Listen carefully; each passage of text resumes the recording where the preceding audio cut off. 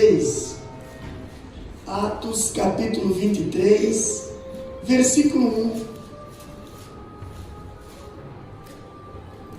em diante, que diz assim a palavra do Senhor. Atos 23, versículo 1. E, pondo Paulo os olhos no conselho, disse: varões, irmãos, até o dia de hoje tenho andado diante de Deus com toda a boa consciência. Mas o sumo sacerdote, Ananias, mandou aos que estavam junto dele que o ferisse na boca. Então Paulo lhe disse: Deus te ferirá, parede branqueada. Tu estás aqui assentado para julgar-me conforme a lei, e contra a lei me mandas ferir? E os que ali estavam disseram: injúrias o sumo sacerdote de Deus?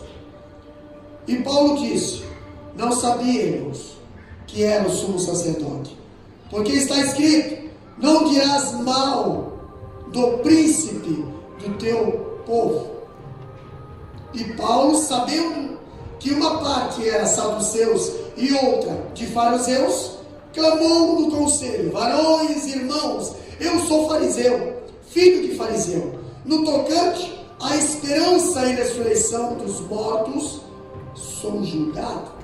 E havendo dito isso, houve dissensão entre os fariseus e os saduceus, e a multidão se dividiu.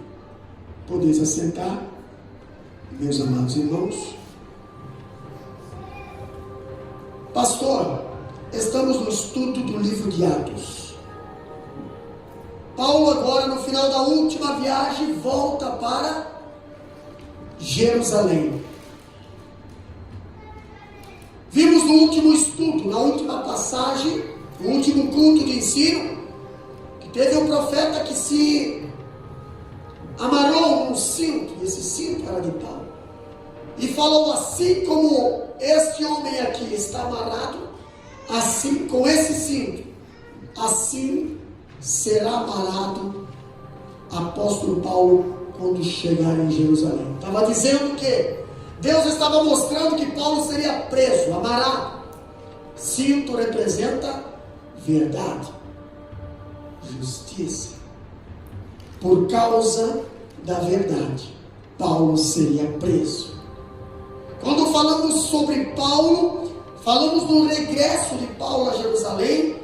Quando Paulo chega em Jerusalém, a multidão que prendeu Paulo estava furiosa. E o comandante romano seguia também confuso. Ele precisava saber com exatidão os verdadeiros motivos por que prenderam Paulo. Assim como os soldados romanos, quando chegaram no jardim de Getsemane: viemos prender Jesus de Nazaré. Jesus falou: sou eu. Tu? Deixa eles, sou eu. Assim também o comandante romano em Jerusalém estava confuso. Queria saber por que estão prendendo esse homem. Por que Paulo estava preso? E já tentaram interrogar a multidão, mas obtiveram respostas distorcidas. Por que prenderam Paulo? Ah, porque ele está falando assim. Por que prenderam Paulo? Ah, porque ele está falando assado. Por que prenderam Paulo? Ah, porque ele fez isso. Por que prenderam? Não está fechando, um está contradizendo com o outro. Sempre quando alguém está tentando fazer o mal para quem está fazendo o bem, sempre vai haver contradição. É questão de tempo. Pastor, agora eu vejo algo interessante.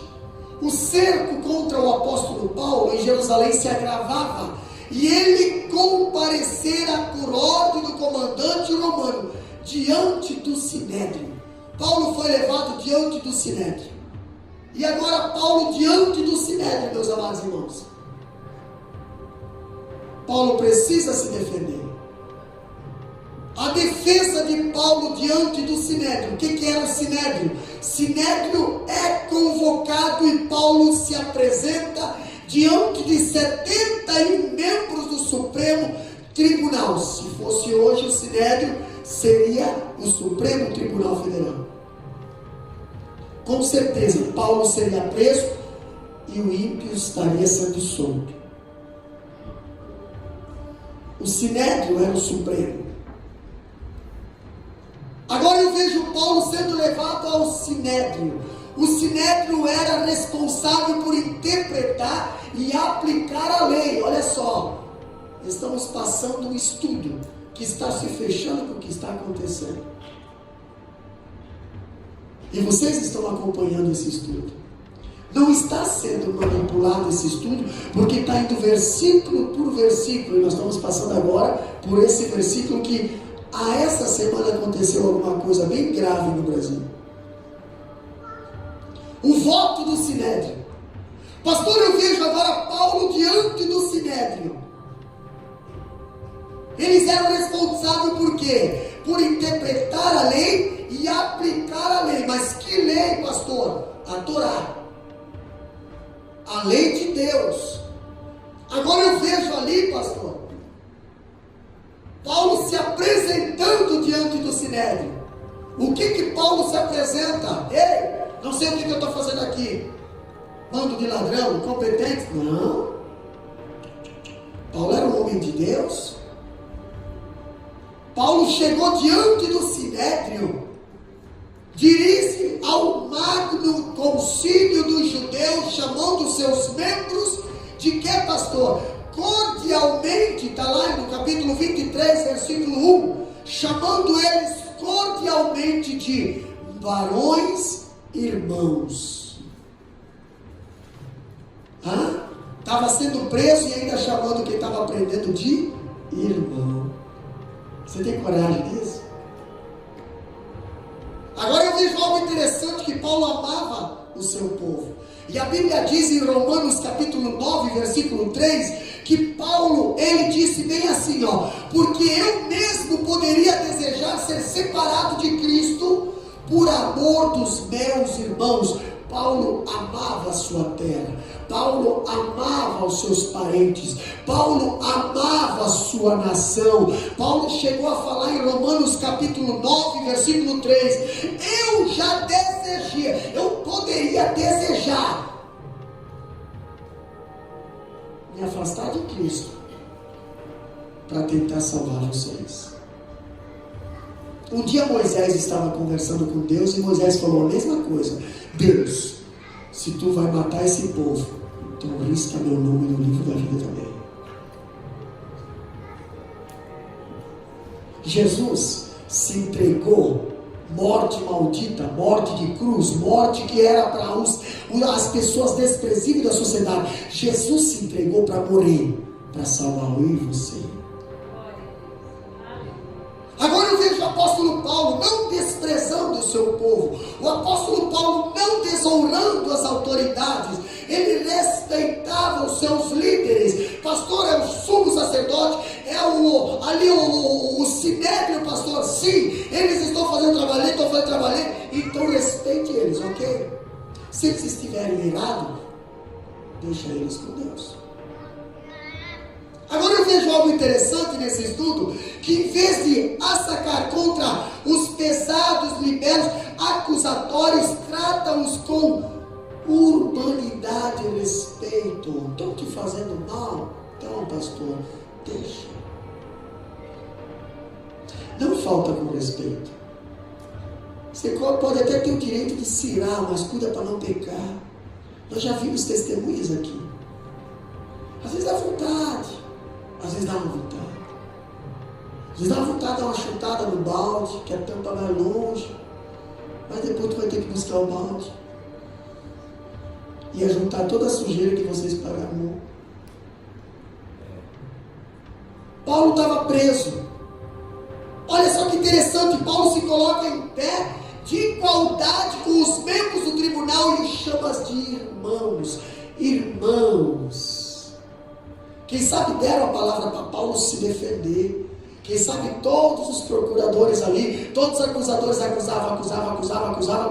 Agora, tem alguma coisa para falar? Paulo, seu Paulo, tenho. Com licença, meus irmãos. Entendeu?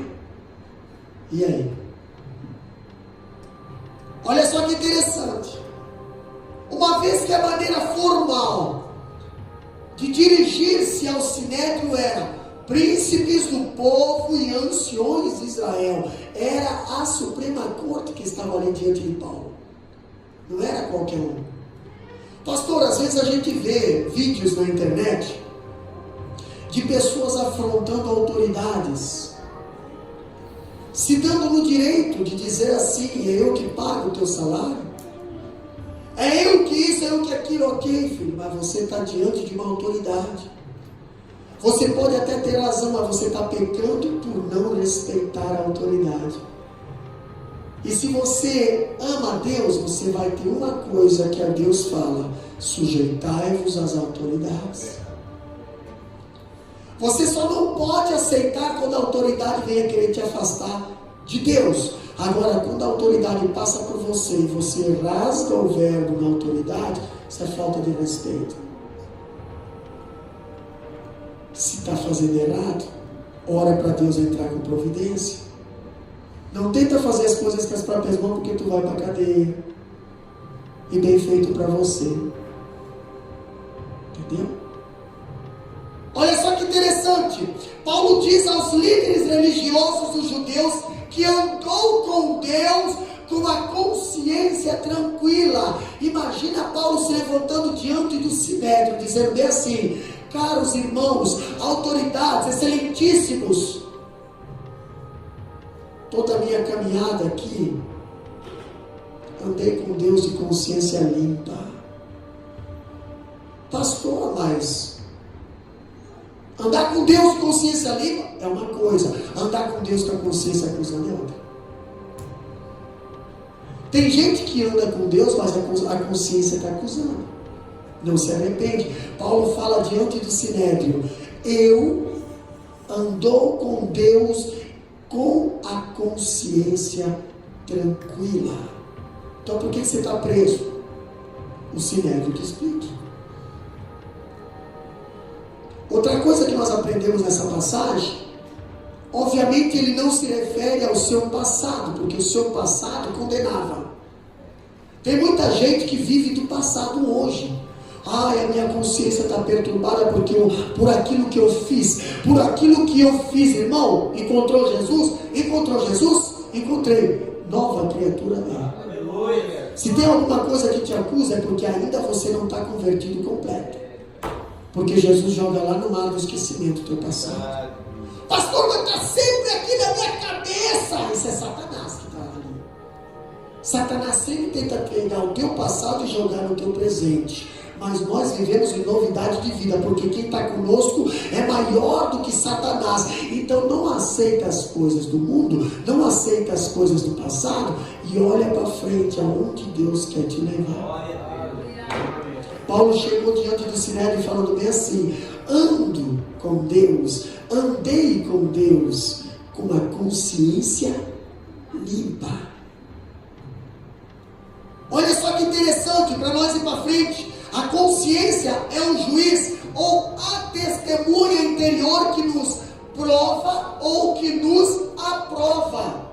Tem muita coisa que a gente faz e a consciência reprova. Por que a consciência reprova? Se você lê a palavra do Senhor, a consciência vai sair não é certo. Mas não tem nada a ver. Isso não tem nada a ver. Ok, mas a consciência te avisou. Se a consciência falasse no dia do juízo, né? Já pensou a consciência ali e a pessoa aqui, um filme passando aqui, e a consciência: eu te avisei naquele dia, eu usei meu cérebro para falar contigo naquele dia, eu usei minha cérebro, eu falei contigo através daquele louvor, eu falei contigo através daquela leitura, eu falei contigo através... Eu falei, você não ouviu agora? Aceita.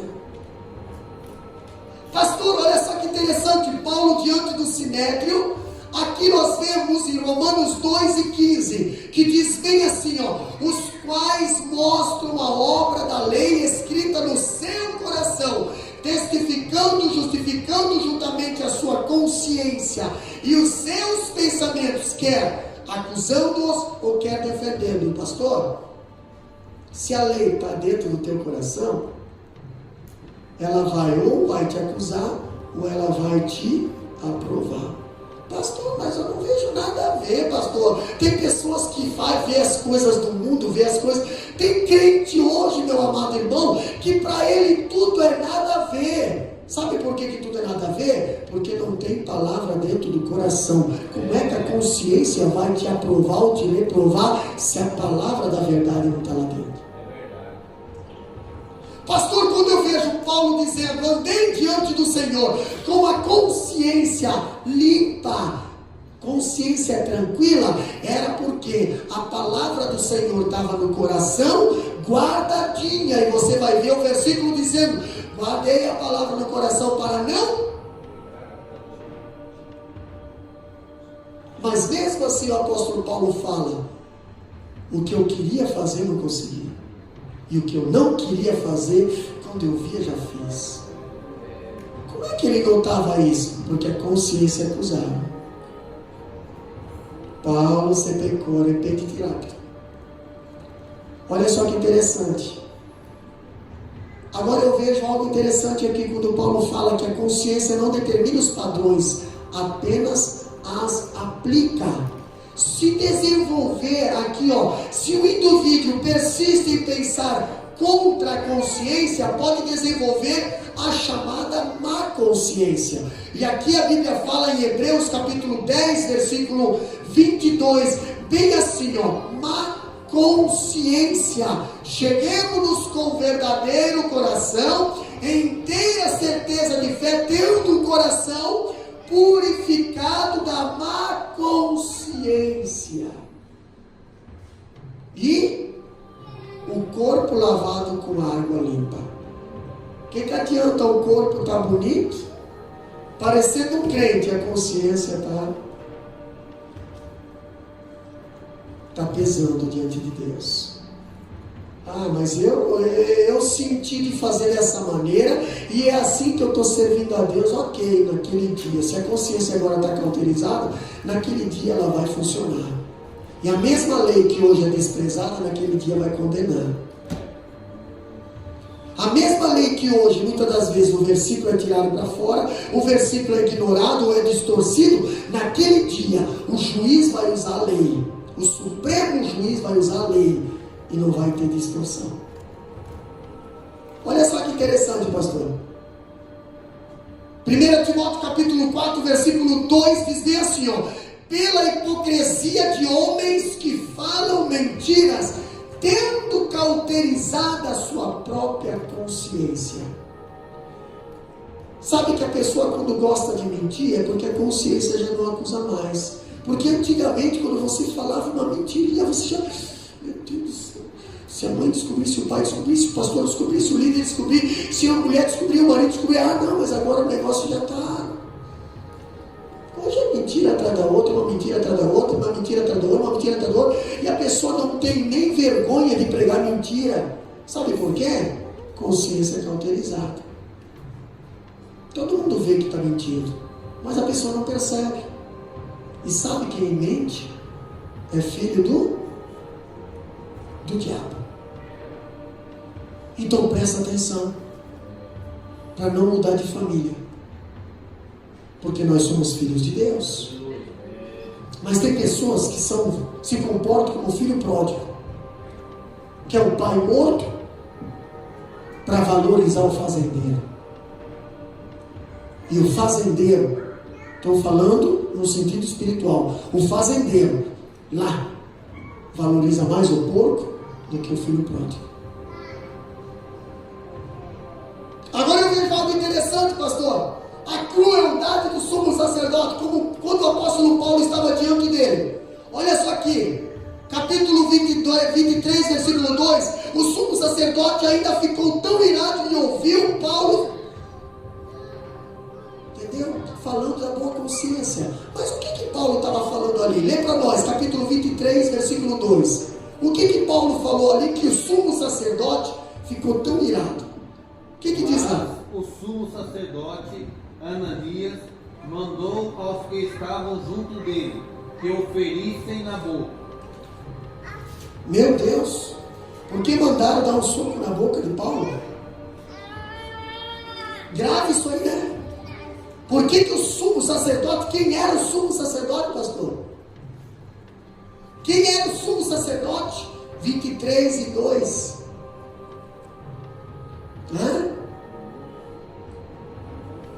Interessante. Aqui que diz assim, o sumo sacerdote ficou bravo quando Paulo falou de consciência limpa. O sumo sacerdote ficou bravo quando Paulo se levantou e falou o quê? Olha aqui, Paulo falando no versículo 1: e pondo os olhos no conselho disse: varões e irmãos, até o dia de hoje tenho andado diante de Deus com toda boa consciência. Quando Paulo está falando, tenho andado diante de Deus, alguém que representava o povo diante de Deus ficou bravo. Sumo sacerdote, ele ia onde, pastor? Uma vez por ano. Sumo sacerdote, uma vez por ano, fazia um sacrifício e levava lá dentro do Santo do Santo, diante de Deus. Isso, no caso, era o que estava na palavra de Deus. Agora, se Deus estava lá dentro, não sei mais. Entendeu? Porque sumo sacerdote com esse tipo de papel, eu duvido que consegue chegar na presença de Deus. Mas Paulo falou: tenho andado diante de Deus. O sumo sacerdote entendia o que é estar diante de Deus. Talvez ele nem sentia mais a presença de Deus, mas o Paulo estava andando diante de Deus e ainda dizendo: consigo chegar diante de Deus com a consciência tranquila, consciência limpa. Se a minha consciência tivesse com problema, o sumo sacerdote teria fulminado diante de Deus. Mas Paulo não. Paulo falou ali para o Sinédrio: tem mandado diante de Deus com a consciência tranquila. Versículo 3, Paulo disse: pastor, o sumo sacerdote mandou dar um tapa, um soco na boca. Mandou, está ali no versículo 2. Interessante, pastor, que pessoas que deveriam fazer amor estão hoje batendo na boca de quem está falando a verdade, ferindo quem está falando a verdade. Quem são esse tipo de pessoa? Versículo 3, Paulo revela no versículo 3, lê para nós versículo 3. Então Paulo disse: Deus te ferirá, parede branqueada, tu que estás aqui assentado para julgar-me, conforme a lei, e contra a lei me mandas ferir? Olha só que interessante, pastor, aqui eu vejo a crueldade do sumo sacerdote. Paulo fala aqui, o sumo sacerdote Ananias ficou tão irado ao ouvir que Paulo vivera diante de Deus com a consciência tranquila. Tem pessoas, meus amados irmãos, que não conseguem olhar para você e ver você vivendo feliz, em paz com Deus, em comunhão com Deus, Deus te abençoando, Deus te fazendo prosperar. Eles não conseguem, eles te batem, te ferem. Mas presta atenção, Paulo era um deturpador da religião judaica que tinha de ser humilhado e condenado. Paulo, pastor, tinha autoridade. Agora o sumo sacerdote, os fariseus e os publicanos tinham autoridade, mas não tinham poder.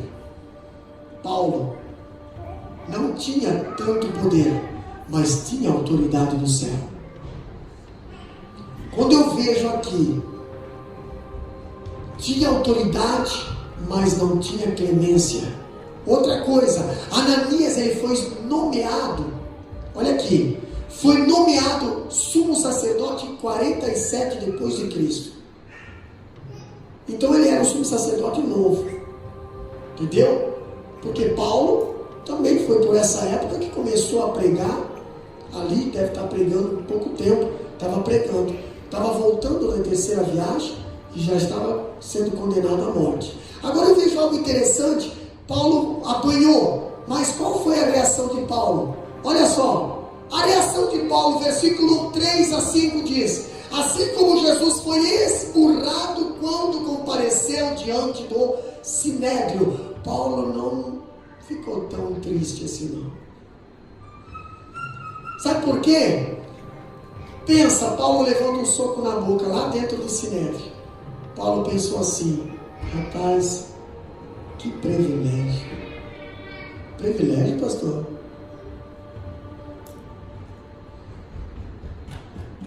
Aqui também Jesus apanhou. Aqui também Jesus levou muros. Aí você muitas das vezes vê algumas coisas acontecendo e você muitas das vezes procura reclamar. Mas você tem que fazer que nem o apóstolo Paulo. Que privilégio. Jesus também passou por espinhos. Jesus também passou por desprezo. Jesus também passou por interpretações erradas. Jesus também foi morto. Jesus também levou chicotada. Jesus também não teve portas abertas. Então, se você está passando pelas mesmas coisas que Jesus passou, eu quero dizer para você uma coisa nesta noite: Jesus também venceu Satanás. Que privilégio! Você também vai vencer. Aleluia! A Bíblia diz que no mundo tereis aflições, mas tende bom ânimo. Eu venci o mundo, então isso é sinal que você também vai vencer. Agora eu vejo algo, pastor.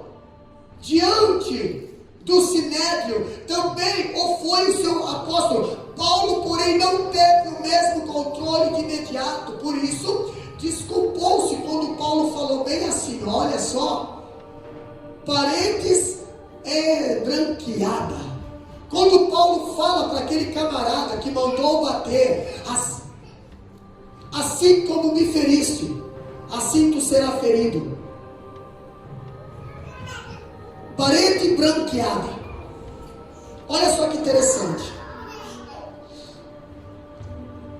Olha só que interessante. Paulo fala bem assim: assim como tu me feriste, assim tu serás ferido. E olha a qualificação adjetiva que Paulo coloca ali depois do versículo: parede branqueada. Paulo estava falando para quem? Paulo estava falando para o sumo sacerdote. Mas eu vejo lá na frente alguém chamando a atenção de Paulo, dizendo assim: tu não sabe que não se deve falar assim com o sumo sacerdote? Versículo lá na frente, versículo 4 diz assim: e os que ali estavam disseram: injuras o sumo sacerdote de Deus. Nossa, mas que tipo de sumo sacerdote é esse que Paulo não conseguiu identificar? Que tipo de líder espiritual é esse que o Paulo não conseguiu identificar? E o Paulo era um homem de Deus, identificaria um homem de Deus de longe. Hoje nós encontramos homens de Deus andando por aí que não dá para se identificar como homem de Deus. Encontramos líderes andando por aí que só são líderes dentro da igreja. Fora da igreja não dá para ver um líder, não dá para ver um homem de Deus. E Paulo chega no Sinédrio e fala bem assim: assim como tu me feriu, assim tu será ferido. E alguém fala: eu sou um sacerdote. E às vezes alguém fala ali lá fora: fulano tal. E alguém fala: é o pastor. Nossa, isso aí é pastor? Isso aí é sumo sacerdote? Isso aí é crente? Olha a maneira que veste, olha a maneira que anda, olha a maneira que se comporta, olha o jeito que fala na sociedade. Isso aí. Então me desculpa, Paulo pediu desculpa. Versículo em diante fala isso. Versículo 5, lê para nós. E Paulo disse: não sabia, irmãos, que era o sumo sacerdote, porque está escrito: não dirás mal do príncipe do seu povo. Paulo se retrata, e é tão bom quando alguém se retrata quando é. Pastor, mas é muita humilhação eu me retratar. Desculpa. A gente vê hoje na face da terra pessoas Pastor, o camarada não reconhece o patrão, não reconhece o esposo, não reconhece a esposa, não reconhece o obreiro, não reconhece ninguém. Não reconhece e quer ser abençoado. Não reconhece. Se a pessoa tem uma consagração, você precisa reconhecer. Você só não vai reconhecer se você não sabe. Agora, se você sabe, deixa, renuncia a pai, renuncia a mãe, renuncia a amizade, renuncia a laços de amizade, renuncia tudo e honra o que Deus colocou. Honra o que Deus colocou. Paulo, quem sabe, não identificou o sumo sacerdote. Quem sabe pensou assim: isso ali não é sumo sacerdote, mandou me bater, mandou me ferir. Isso não é atitude de sumo sacerdote. E Paulo fala: assim como me feriste, assim será ferido. Agora alguém fala: ei, como é que tu fala assim com o sumo sacerdote de Deus? É o sumo sacerdote? É o sumo sacerdote. Olha só o que Paulo fala aqui. E Paulo disse: não sabia, irmãos, que era o sumo sacerdote, porque está escrito. Paulo usou a palavra, está escrito. Porque está escrito: não dirás mal do príncipe do teu povo. E hoje a murmuração é tão fácil por aí, mas está escrito: não dirás mal do príncipe do teu povo. E Paulo não sabia que era sumo sacerdote. E Paulo lascou Paulo, sumo sacerdote ali. Depois ele falou: sumo sacerdote, então me perdoa. Não deu de ver que é sumo sacerdote. Me perdoa, vai te ajeitar, vai te converter. Me perdoa, mas não dá para te ver como sumo sacerdote. Tem hora que dá para falar assim, meus amados irmãos. Me perdoa, mas eu não consigo te ver como um homem e uma mulher de Deus. Quando nós enxergamos aqui, Paulo fala bem assim, ó: parede branqueada. Tu está aqui assentado, versículo 3, para julgar-me conforme a lei, e contra a lei me mandas ferir. Contra a lei me mandas ferir. Tu está aqui sentado para julgar conforme a lei, e contra a lei tu me mandas ferir. O que Paulo estava querendo falar por paredes branqueadas? Isso significa 4 coisas. Primeiro, Paulo o chamou de hipócrita. Nós vemos lá atrás Jesus chamando a maioria daqueles fariseus de hipócrita. O que é hipocrisia? Hipocrisia é você mostrar uma coisa que você não é por dentro. Segunda coisa, pastor, Paulo tinha, olha aqui, ó, Paulo considerou na sua atitude indigna de um sumo sacerdote, Paulo tinha uma deficiência visual e não o reconheceu como sumo sacerdote, visto que possivelmente estava sem as suas insígnias. Sumo sacerdote sem as vestes de sumo sacerdote. E às vezes hoje a gente vê pessoas achando que a roupa não tem nada a ver, Deus só quer o coração.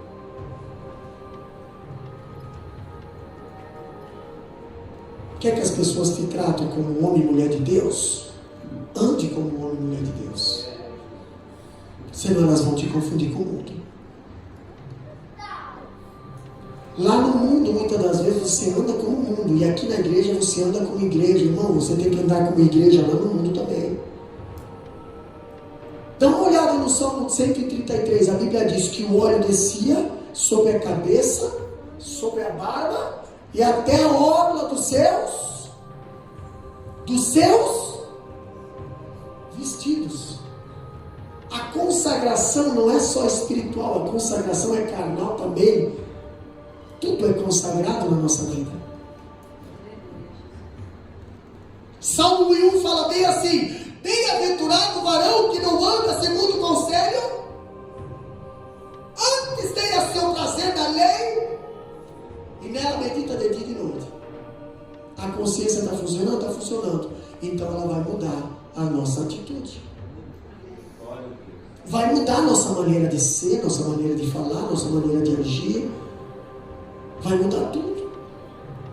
E agora eu vejo Paulo aqui olhando, pastor, Parede branqueada. Paulo chamou o sumo sacerdote de parede branqueada, pastor. Era usado para referir-se aos túmulos caiados. Jesus falou, Mateus 23 e 27. Se o israelita tocasse no cadáver, incorria a impureza cerimonial. Por isso, naquela época, e ainda hoje, os túmulos eram branqueados para que ninguém tocasse.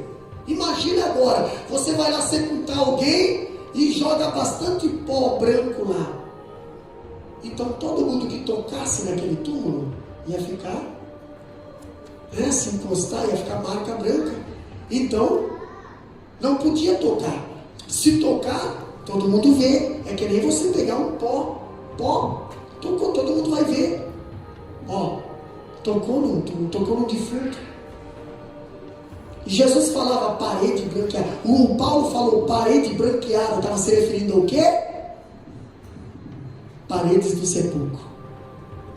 Outra coisa que nós encontramos aqui também, olha só que interessante, é bastante provável que Paulo submetesse que era o sumo sacerdote. Agora eu vejo aqui, não pensava que um homem que desse tal ordem pudesse ser o sumo sacerdote. O Paulo falando assim, parede branqueada. O Paulo estava falando assim, sepulcro caiado. O que quer dizer isso? Por fora é uma beleza, por dentro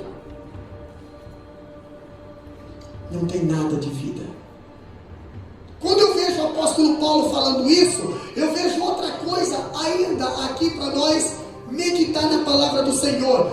A consolação de Paulo agora. Paulo foi preso. Paulo foi levado à prisão. Não deram colher de chá para o apóstolo Paulo, também ele não precisava. Quem tem Deus, até dentro da prisão ele tem livramento. Agora eu vejo Paulo indo para a prisão. Após o confronto de Paulo com o sumo sacerdote, colocaram discussão. Agora eu vejo Paulo sendo preso. Paulo indo para a prisão. Capítulo 23, versículo 11. O que diz lá?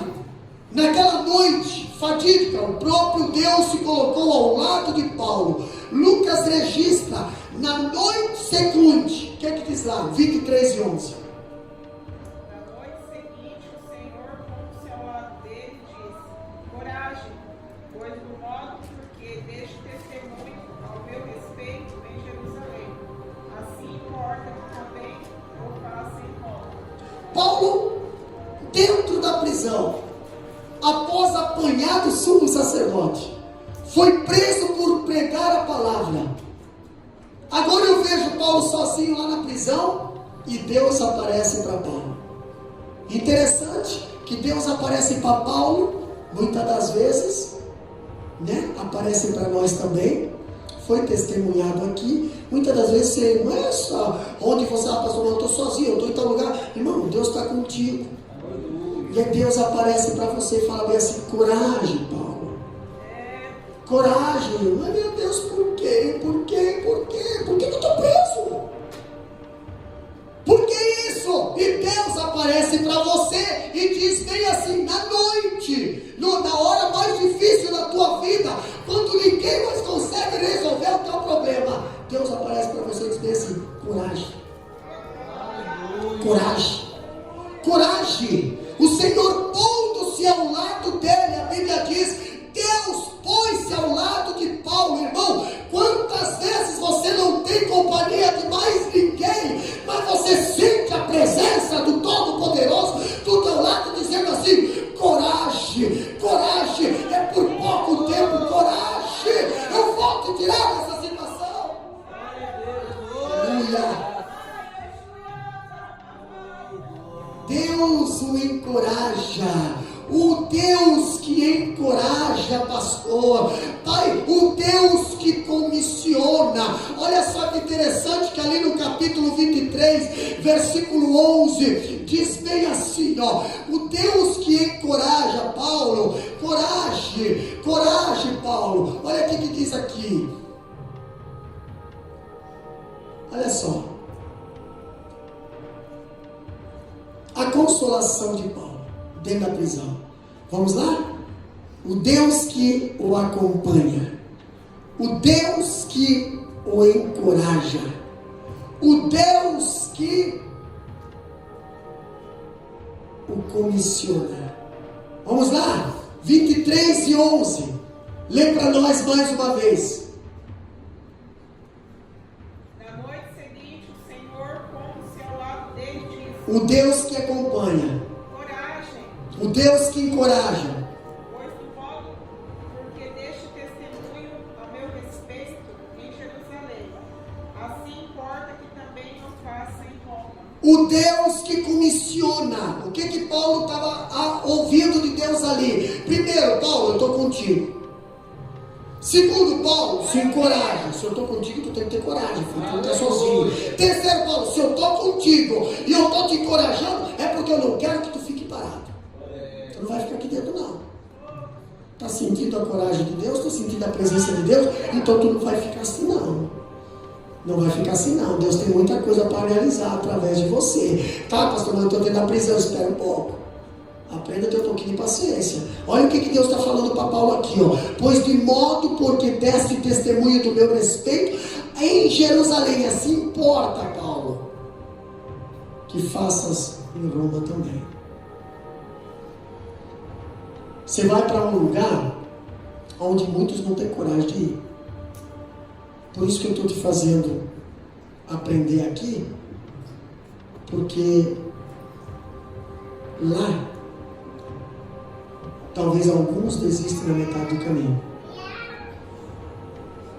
Coragem, Paulo. E olha só que interessante. O destino de Paulo não estava nas mãos dos judeus e nem dos romanos, mas estava na mão de Deus. Pastor, foi Deus que falou para Paulo: eu vou te levar em Roma. Eu vou te levar em Roma. Tu teve coragem de falar diante do sumo sacerdote aqui umas verdades, mas eu vou te levar para Roma para você falar diante do imperador romano. Ei, eu só estou te fazendo passar um estágio aqui, Paulo. Eu só estou te capacitando. É só um cursinho aqui, ó. Você vai a Roma. E outra, tu vai chegar lá em Roma. Toda quarta cesariana tu vai evangelizar.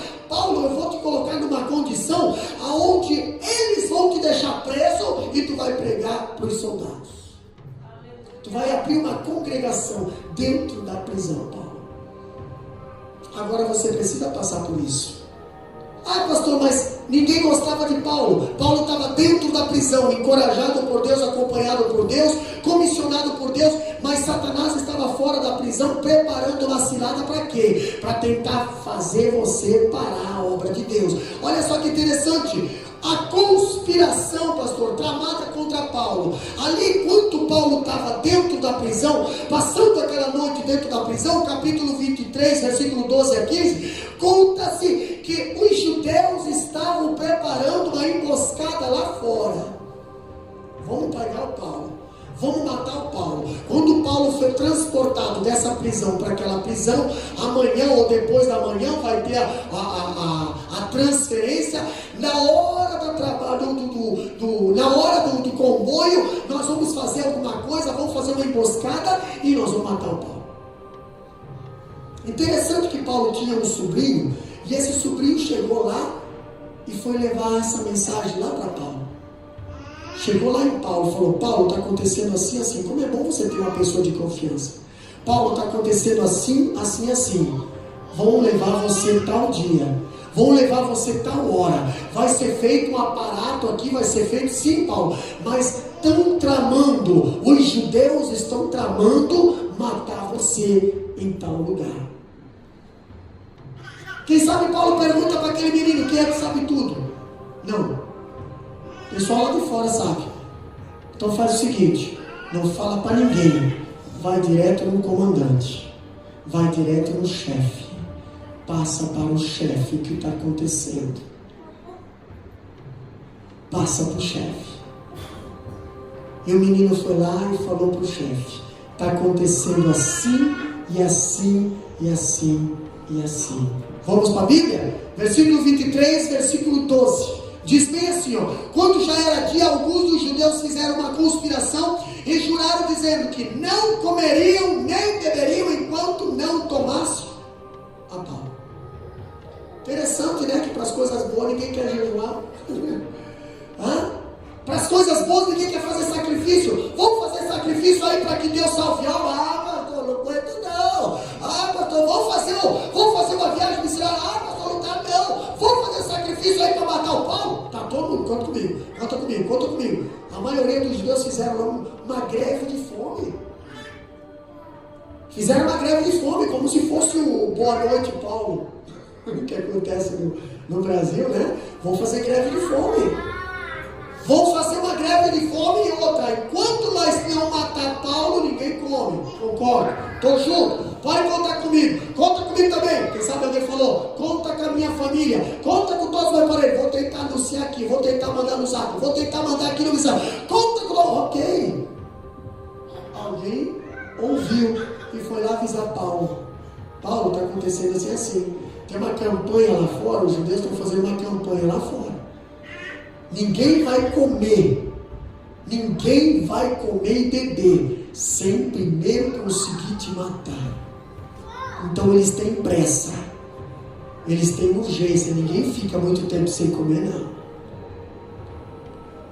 Paulo falou bem assim: e era mais de 40 os que faziam esta conjuração. 40, pastor.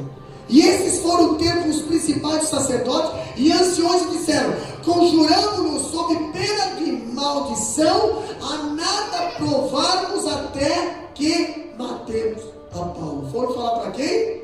Para os príncipes e os sacerdotes. Olha como é que esses homens de Deus eram bons. Olha como é que esses homens de Deus eram bons. Né? Será que alguém falou tamo junto? Quando não fala uma verdade para um camarada desse, quer bater na boca, que nem bateram no Paulo.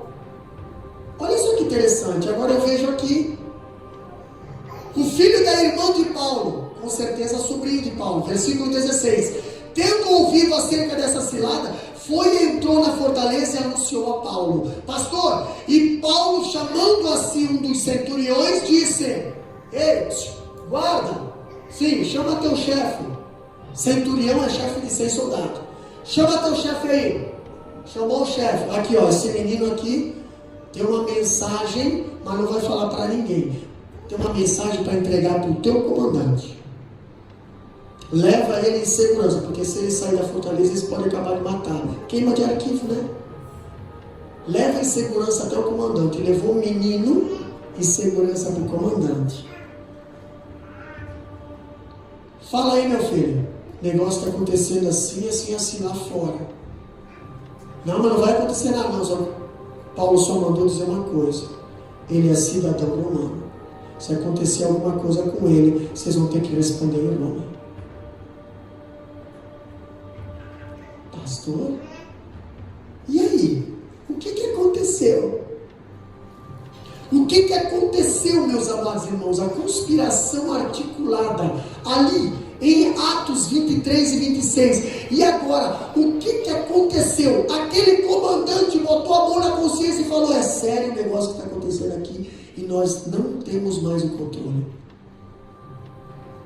Vamos lá? O translado de Paulo agora se dá de uma outra maneira. Capítulo 23, versículo 26 a 35. Nós vemos aqui que o comandante romano, Cláudio de Lísias, escreveu uma das cartas ao governador Tibério Cláudio Félix, dizendo: e sob forte escolta armada, envia o apóstolo Paulo a Cesareia, um quartel-general de Roma na Palestina. Pastor, olha o que diz ali: o destacamento de 200 soldados, 70 homens de cavalaria, 200 lanceiros, ou seja, 470 militares para cuidar de um missionário. Dá uma lida ali do versículo 26 até o 35, você vai ver tudo isso aí. Nem Bolsonaro não tem tanta gente cuidando assim, né?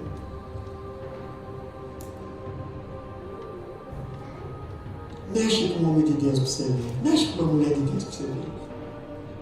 Deus envia os céus para trabalhar a teu favor. Deus faz homens poderosos dessa terra ficar atemorizado e dizer assim: nós temos que cuidar, porque se esse negócio aí começa a ter problema, e nós que vamos pagar. Pastor, esperaram amanhecer? Não esperaram amanhecer, irmão Luiz. Na mesma hora, mandou uma carta, os soldados chegaram e saíram na mesma hora, pastor. Quando os judeus amanheceram de manhã, cadê o Paulo? Paulo já foi. Paulo já foi transferido, mas como Paulo já foi transferido, e agora nós vamos morrer tudo de fome, porque não vão conseguir matar o Paulo, e não vão conseguir matar, mas quem quer matar, morre. Cadê o Paulo? O Paulo já foi. Mas não ia sair agora de manhã, não ia sair agora de tarde? Não, o comandante descobriu alguma coisa e já livrou Paulo durante a noite mesmo. Imagina agora, né? Só para nós encerrar. De madrugada aparece lá um soldado dizendo: Paulo, levanta. Sim. O que deu? Não é hora do café, não é hora do exercício, não é hora da atividade física. Não, levanta, Paulo. Arruma tuas coisas, tudo aí que nós vamos sair, nós vamos partir. Mas para onde? Nós vamos te fazer a transferência, nós vamos te transportar. Mas como? Paulo, o negócio está fervendo lá fora, amanhã eles vão querer te matar e o comandante vai te transportar agora em segurança. Imagina Paulo saindo do forte. 470 militares. Tentei fazer alguma coisa aqui para vocês entenderem. Imagina Paulo no meio. Imagina Paulo no meio. Missionário. Imagina, irmão. Imagina um missionário no meio. Imagina você no meio. Deus prepara a tua proteção. Deus prepara o teu comboio. Deus prepara a tua caminhada.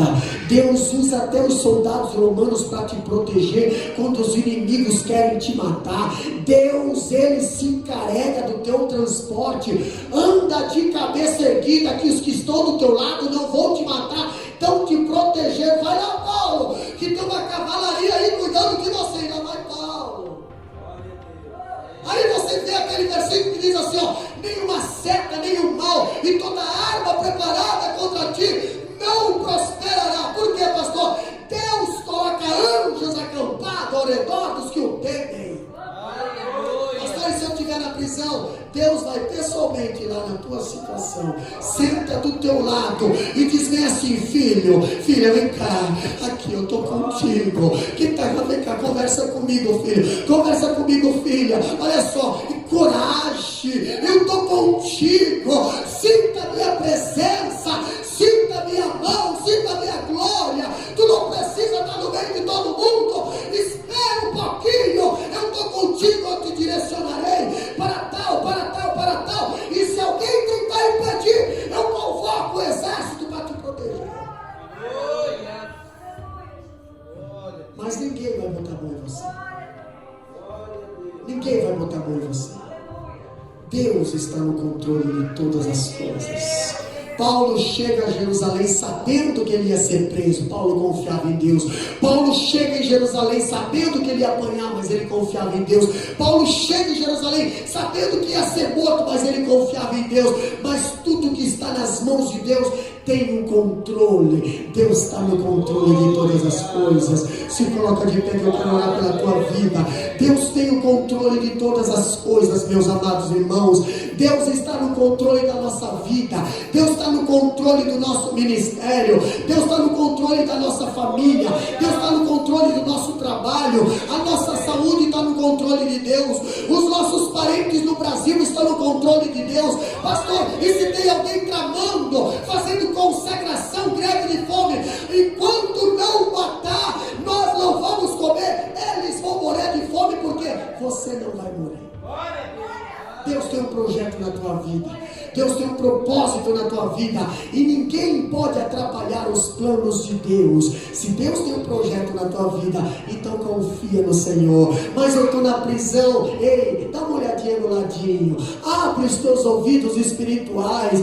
Ouça a voz do Senhor falando contigo, te encorajando, te fortalecendo, te animando, dizendo: põe-te em pé, caminha, porque é muito longa a tua jornada. No nome de Jesus.